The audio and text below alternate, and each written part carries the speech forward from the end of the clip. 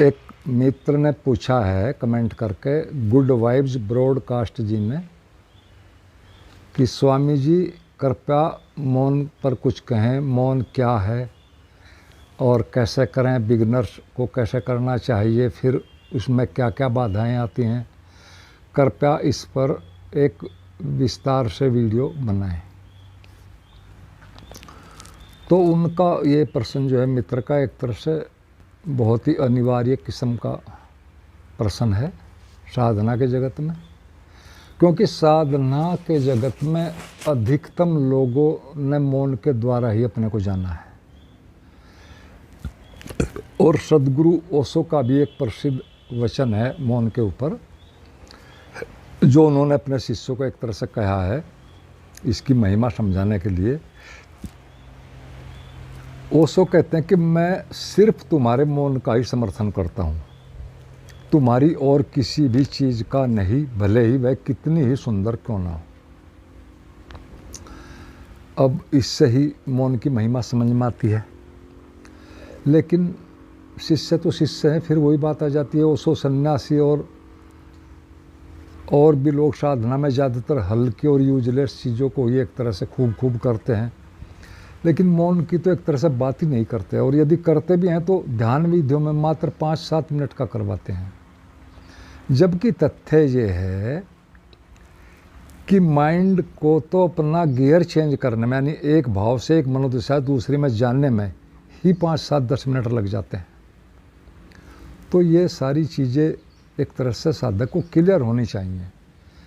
और मौन में ही धीरे धीरे हमें जो मौन की लंबाई बढ़ती है, नए आइडियाज़, अपनी मूर्खताओं का पता लगता है, नए आइडियाज़ आते हैं, प्रभु की कृपा बरसती है, बहुत ही अद्भुत चीज़ें आती हैं जिनको एक तरह से आदमी पूरी तरह समझा भी नहीं सकता।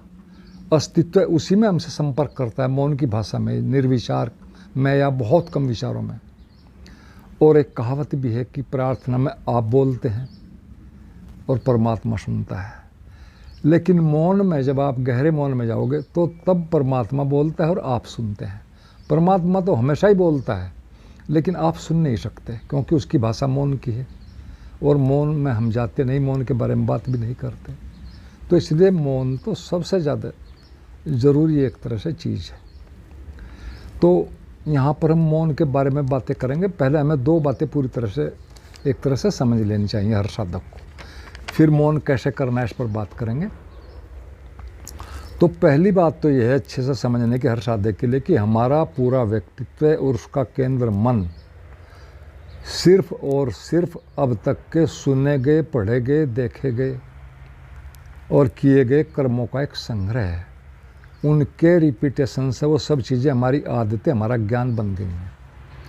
या कहो कि हमारे ब्रेन रूपी कंप्यूटर में, सच में ब्रेन कंप्यूटर सब वो उसमें फीड हो गई हैं और यही हमारा जीवन है, हम उसके हिसाब से चलते हैं। हमारा शरीर मन जो है एक तरह से एक बायो कंप्यूटर है और इसकी फीडिंग बहुत ही गहरी और मजबूत है क्योंकि लंबे समय से चल रही है। और इसके बारे में तो ज्ञानियों का ये भी कहना है कि पिछले जन्मों की आदतों व जानकारियों तक का भी इसमें सहयोग है। इस पर बहुत बातें वो हम अभी यहाँ नहीं करते। तो इसी कारण से, इसकी मजबूती के कारण ही हम अपनी आदतों से पीछा नहीं छुड़ा सकते, जबकि हम जानते हैं कि ये चीज़ें गलत हैं जो हम कर रहे हैं, इसका नुकसान है, लेकिन फिर भी नहीं छोड़ पाते क्योंकि वो बहुत मजबूत हैं और हम बहुत एक तरह से उनके सामने कमज़ोर हैं। बस हम एक अपनी यांत्रिक जीवन ही अपना जीते रहते हैं उसी फीडिंग्स के अनुसार। जबकि खुद को जानने के लिए कहो, मन से मुक्त होने के लिए कहो, अपने केंद्र पर एक तरह से आना जरूरी है। और उस सब को जानने के लिए, इस नई माइंड स्थिति को जानने के लिए पुराने माइंड सेट से बाहर आना जरूरी है। और ये बाहर आना भी एक तरह से 2 स्टेप्स में ही संभव है, एक साथ नहीं से हम कर सकते, क्योंकि माइंड अभी बहुत ज़्यादा शक्तिशाली है और वो हमें हर हाल में कोई ना कोई उसको काम देना ही पड़ेगा। तो पहले स्टेप में तो एक तरह से हमें उसे किसी एफर्मेशन के द्वारा, क्योंकि उसे काम चाहिए हर हाल में, वो बिना काम के नहीं रह सकता, किसी एफर्मेशन के द्वारा अपने अनुकूल व अपेक्षाकृत पॉजिटिव माइंडसेट में चेंज करना पड़ेगा। आप उसको एकदम से बिल्कुल उसको न्यूट्रल नहीं कर सकते या उसको कहो समाप्त नहीं कर सकते। ये पहला स्टेप है। पहले स्टेप में उसको पॉजिटिव दो और ऐसे थॉट्स दो, इमोशंस दो, वो वहाँ जमा हो सबकॉन्शियस में कि जिससे हमें उनसे बाहर जाने में आसानी हो। और फिर कुछ समय बाद इस नए माइंड सेट को, जो कि अभी अभी बना है, अधिक शक्तिशाली भी नहीं है, इसे और पुराने को, जो कि इसके बनने से काफ़ी कमज़ोर हो गया है, गहरे में कमज़ोर अवस्था में, फिर इन दोनों को एक तरह से, इनको एक तरह से मौन एकांत द्वारा, कुछ ट्रिगर्स द्वारा, एफर्मेशंस द्वारा, वो भी मन को ही सारी की सारी न्यूट्रल करने की हैं या एक न्यूट्रल गियर में ले जाने के, उनकी सहायता से फिर पूरा गिरा देना है। तो एक तरह से ये तो हुआ हमारा पहला स्टेप। अब हम एक दूसरे स्टेप को भी समझते हैं इसके साथ ही, कि जिस कांटे से हम कांटे को निकालते, फिर कांटा निकालने के बाद दोनों को निकाले हुए को, और जिससे निकाला उसको दोनों को फेंक देते हैं। इसी तरह से इन दोनों माइंड सेट को भी डिलीट करके बाद में निर्विचार में ठहर जाना है। ये 2 स्टेप्स में ही काम होता है हमेशा, भले ही इनसे हम जानते हो ना जानते हो। और हाँ, यदि किसी का लक्ष्य मात्र पॉजिटिव माइंड स्टेट में ही रहना है, नहीं बियॉन्ड माइंड जाने का, तो वो एक अलग बात है। या कोई मनोशारीरिक बीमारी के रिमूवल का, उसको दूर करने का, तो वो एक अलग डिफरेंट चीज़ है। फिर उसी हिसाब का माइंड सेट या एफर्मेशंस करने पड़ेंगे, वो डिफरेंट चीज़ है। लेकिन जिससे बाहर जाना है पूरे माइंड को, उसे तो फिर इन दोनों को ही गिराना पड़ेगा। तो यह तो हुई एक तरह से पहली बात समझने की माइंड के बारे में। और दूसरी समझने की है कि हमारा माइंड सिर्फ और सिर्फ शब्दों से बना है, वाक्यों से बना है, और उन सब के वहाँ एक तरह से फिक्स अर्थ हैं। और शब्दों को, वाक्यों को उन्हीं के एंटी या आवश्यकता अनुसार दूसरे जो शब्द हैं, जो उनको न्यूट्रल करें, उनको डिलीट करें, उनके द्वारा ही, दूसरे शब्द या वाक्यों के द्वारा ही, एक तरह से उनके बार बार रिपीटेशन के द्वारा ही उन पहले वालों को निष्प्रभावी किया जा सकता है। और कोई तरीका नहीं, उनको डिलीट किया जा सकता है। इसे आप ऑटो हिप्नोसिस से करें, किसी ध्यान विधि से करें, या किसी एफर्मेशन से करें, या हिप्नोसिस का सहारा लेकर करें, बहुत चीज़ें। तो एक तरह से इनके द्वारा ही आधुनिक युग में ये मन के पार जाना या मन को एक तरह से समाप्त करना या निर्विचार में जाना संभव है। क्योंकि आज एक न्यू टाइप का, एक तरह से कहो, पर्सनल और सोशल माइंड सेट बन गया है, जो कि पहले कभी नहीं था।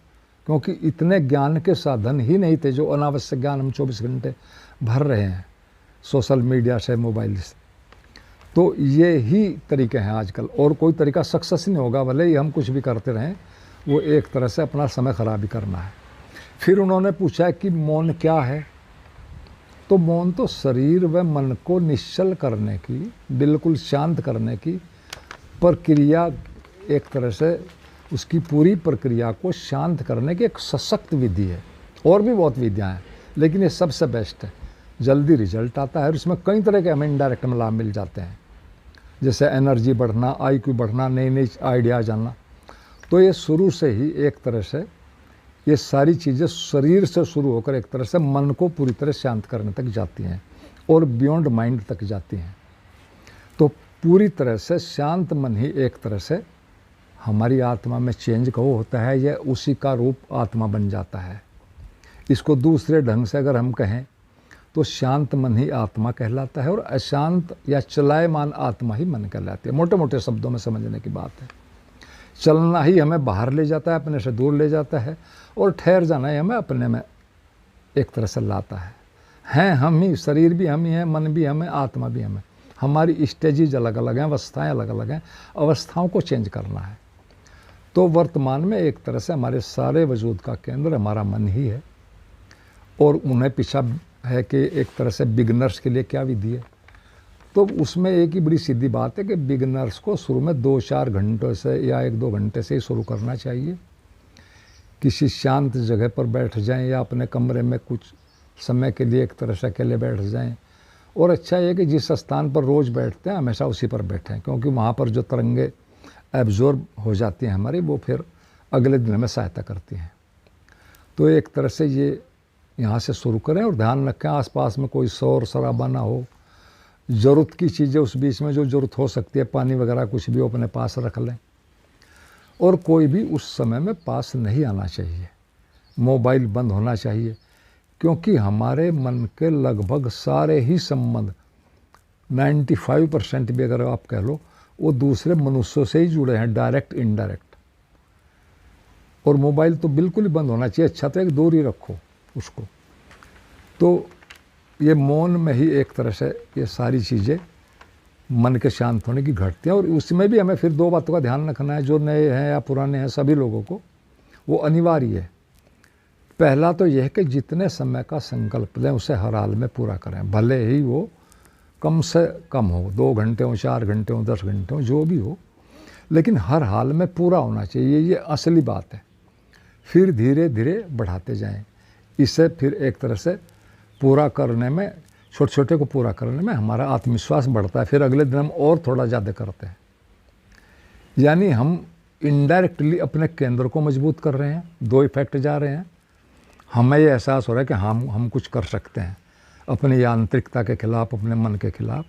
तो धीरे धीरे आत्मविश्वास बढ़ेगा। और इसके विपरीत मन को एक मैसेज जाएगा कि अब उसकी मर्जी आगे चलने वाली नहीं है, वो जो उसको एक तरह से वीक करेगी, क्योंकि वो बहुत माइंडेड है, वो सारी बातें समझता है। तो ये तो पहली बात हुई जो समझने के। दूसरी बात ये है कि किसी और भी चीज़ का मौन की तरह उपयोग कर सकते हैं।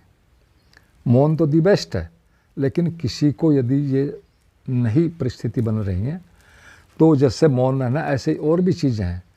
और उनका सीधा एक ही सूत्र है कि जो मन की आदतें हैं डेली रूटीन की, डेली लाइफ की, उनके विपरीत कोई भी संकल्प लो और उसको एक तरह से धीरे धीरे उससे 2 लाभ होंगे। आदत भी छूटेगी, गलत आदत, और हमारी अवेयरनेस भी बढ़ेगी, हमारा आत्मविश्वास भी बढ़ेगा। तो एक तरह से कुछ समय के लिए मन के विपरीत चीज़ों का ही, मौन में या बिना मौन भी, एक तरह से उनको यूज करना चाहिए, संकल्प बढ़ाने में उनका उपयोग करना चाहिए। उसमें आप कुछ भी ले सकते हैं जो आपके आते हैं। जैसे आपने चाय छोड़ दी 5 दिन के लिए, 8 दिन के लिए, चीनी छोड़ दी, या कल से हर हाल में एक्सरसाइज करनी है, सुबह इतनी दूर टहलना है, बहुत चीज़ें हो सकते हैं, कुछ भी हो सकती है। किसी काम का शुरू करना, किसी गलत आदत का जो हमें नुकसान दे रही है उसको छोड़ देना, या ध्यान का संकल्प करना कि मैं इतने घंटे हर हाल में अपने ध्यान में दूंगा, भले ही कुछ घटे ना घटे। और सबसे बड़ी बात यह है, वो अध्यात्म में भी है, ध्यान में भी है, साधना में और जीवन के हर चीज़ में है। असली जो चीज़ है किसी चीज़ में सक्सेस होने की, वो है उस चीज़ को समय देना।